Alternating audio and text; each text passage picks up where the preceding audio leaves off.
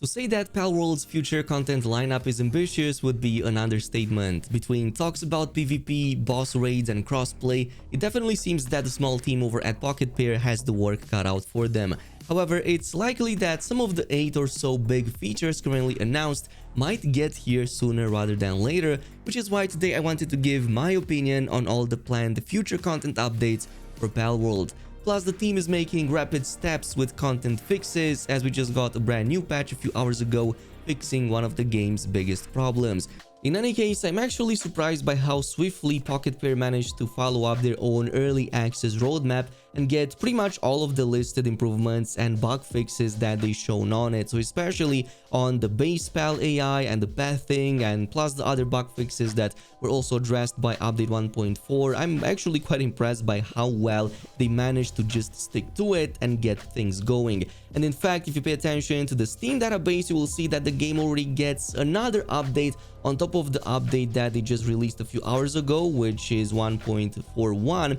So we're going to talk about that in just a bit, but essentially the private branch already got another update just 4 hours ago. So that is a good sign that a lot of things are happening behind the scenes. The QA seems to be at work and a lot of stuff is getting fixed still, because let's be honest, the game could still get a bunch of other fixes in there, including to the aforementioned Pal AI and pathing, which could still see some improvements to make it closer to perfection.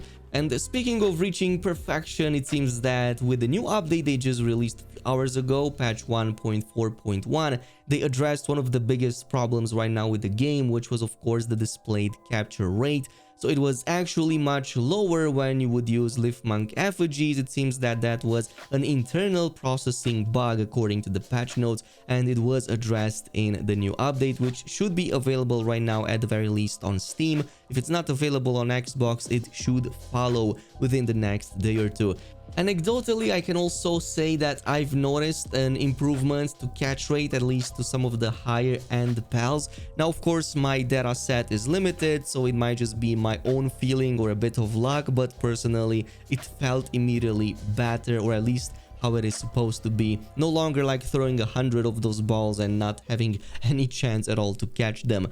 But otherwise, they've also added a bunch of other major fixes. Again, if you had any save load errors before and you had a corrupted save file, give it another go, even in this 1.4.1 patch, because they further addressed that. So maybe you can finally access again. It seems that this is going to be an ongoing kind of fix that will still be implemented in the next maybe few patches from the looks of it. Also, for the multiplayer, they fixed one of these bugs when some weapons equipped by other players would just disappear when somebody used a grenade during multiplayer.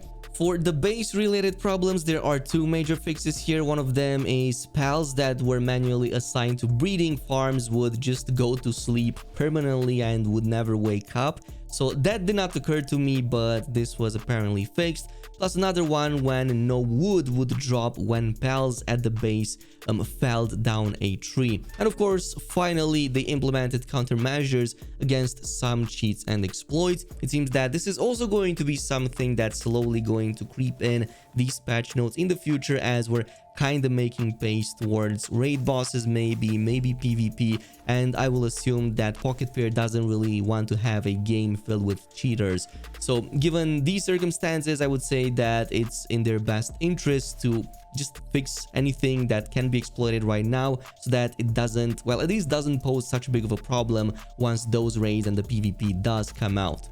And speaking of all of that, the actual roadmap contains some really exciting stuff over here. Like, we're talking about some massive and ambitious features, 8 of them in total basically. So PvP, raid bosses as an endgame content activity, Pal Arena also PvP related for pals.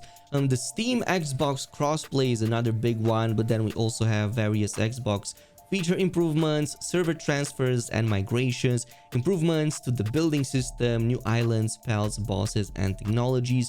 So this is something that you're not going to see all released at the same time. Obviously, this is not something that anybody would expect, but I can see these being released in waves. Maybe get PvP, raid bosses and Pal Arenas kind of like first and have some of the others also squeezed in at the same time.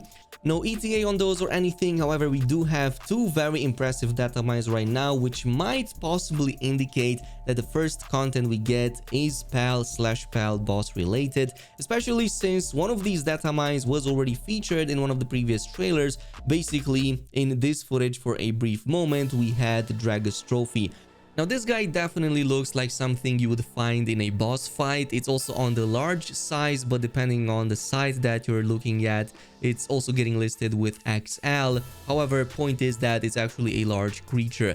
And at the same time, it's also one of the only pals in the game that both fits the dragon and the darkness category. Currently, the only other pal that does so is Astigon, and he's pretty much the only one right now in the game. So really interested to see what its abilities look like. It's likely that they will be a repeat of the ones already in the game, but its partner skill is called the Black Winged Shooter.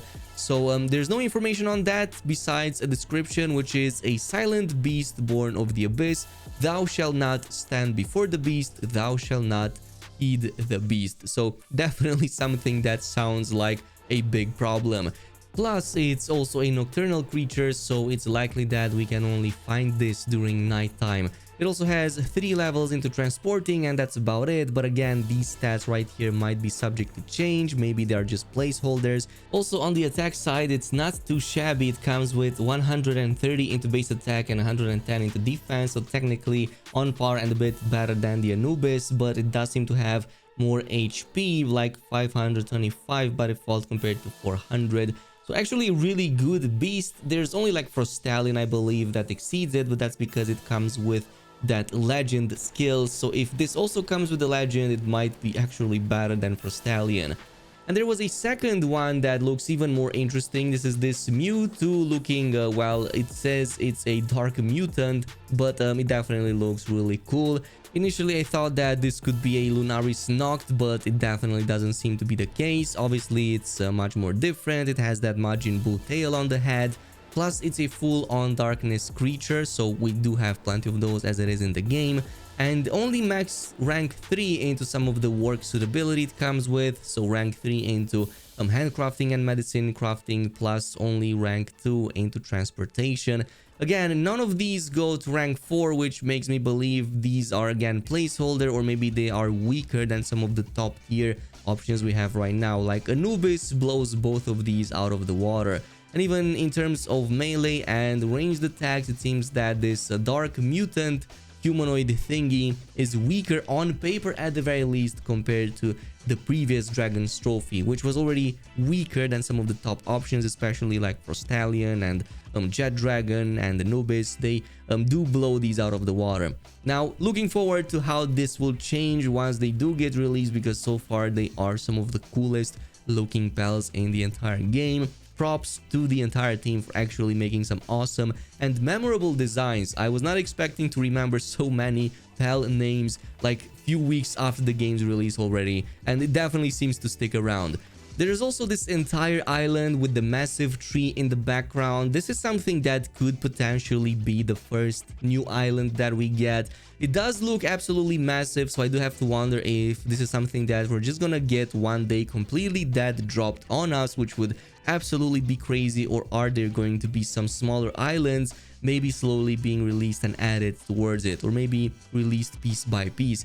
In any case, my plan right now is to try to get the best pals possible. I'm trying to get pretty much the top tier ones to rank 5, which is completely impossible. But yeah, eventually we're gonna get there with just regular breeding. I'm getting so many duds that I'm just funneling them into the Pal Condenser. But I'm trying to get everybody to rank 4 in anticipation to the raid bosses and all the other PvP stuff that might follow up after that. Especially so for the Pal Arena, I'm really interested to see how these pals actually fare in one-on-one fights. It kind of reminds me a bit of Shadow of Mordor, when you would put some of the strongest generals that you created and throw them against others, and if they won, they would come up with better stats at the end of it. I would love to see some sort of system like that improves or provides some sort of extra evolution if they win a ton of fights after you bring them to rank 4 or whatever that is. But yeah, let me know down below in the comments what is your opinion on all of this. What is the first thing of these planned future content updates that you want to see? In the meantime, thanks so much for watching, and I'll see you in the next video.